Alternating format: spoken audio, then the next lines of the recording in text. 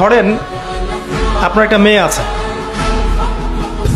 এখন মেয়ের বিয়ে দিবেন, একটা পাত্র দেখেছেন, পাত্র সম্পর্কে খোঁজ নিতে গেলেন, পাত্রর চরিত্র খারাপ, আসলেই পাত্র মাদকদ্রব্য সেবন করে বা চরিত্র খারাপ, কেউ যদি এটা আপনাকে বলে দেয় সে গীবত করেনি, এটা গীবত না। কথা বুঝতে পারছেন? যদি শিক্ষকের চরিত্র খারাপ হয় অবশ্যই বলতে হবে, কারণ এখন তো ফিতনা হচ্ছে অনেক।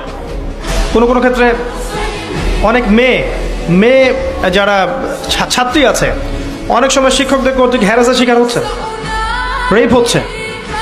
আমি গতকাল অনলাইনে একটা নিউজ দেখেছি, ইন্ডিয়ান নিউজ, ভারতের, যে একটি স্কুলের মধ্যে বছরের পর বছর ধরে সব শিক্ষকরা মিলে অগণিত ছাত্রীকে রেপ করেছে। এমনকি ওই স্কুলের মহিলা শিক্ষিকারও ইনভলভ ছিল। চিন্তা করতে পারেন কোন জাতি? একটা মেয়ে ক্লাস 10-এ পড়ুয়া মেয়ে নাকি তার বাবাকে বলেছে যে আমার সাথে এরকম ঘটনা ঘটেছে, স্কুলে আমি আর যাবো না। এই বাবাকে যখন কেস করেছে তখন এই ঘটনাগুলো বের হয়ে এসেছে।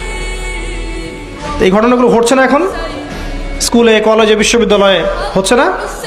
হবে তো। কারণ কি? কারণ পর্নোগ্রাফি। কারণ কি জানেন? কারণ পর্নোগ্রাফি, পর্ন দেখতে দেখতে দেখতে দেখতে মানুষের মাথাটাকে নষ্ট করে ফেলে দিয়েছে। ভালোবাসার জায়গা দখল করেছে যৌনতা। ভালোবাসা এক জিনিস, যৌনতা কিন্তু আরেক জিনিস। আপনি মাকে ভালোবাসেন না, আপনার বোনকে ভালোবাসেন না, আপনার স্ত্রীকে মহব্বত করেন না, আদর করেন না, এখানে কি উগ্রতা থাকে? থাকে না। দেখবেন এই যে ধর্ষণ, এই যে হ্যারাসমেন্টগুলো হচ্ছে, এগুলোতে উগ্রতা থাকে, হিংস্রতা থাকে। পর্নোগ্রাফি মানুষকে হিংস্র করে দিয়েছে। আমরা অনুরোধ করব ঊর্ধ্বতন কর্তৃপক্ষকে বাংলাদেশের সব পর্ন সাইটগুলোকে ব্লক করে ফেলার জন্য। ইনশাল্লাহ দেখবেন চরিত্র সংশোধন সহজ হবে।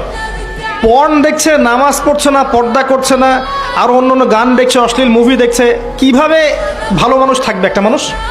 সম্ভব? আত্মাটা তো নষ্ট হয়ে গেছে।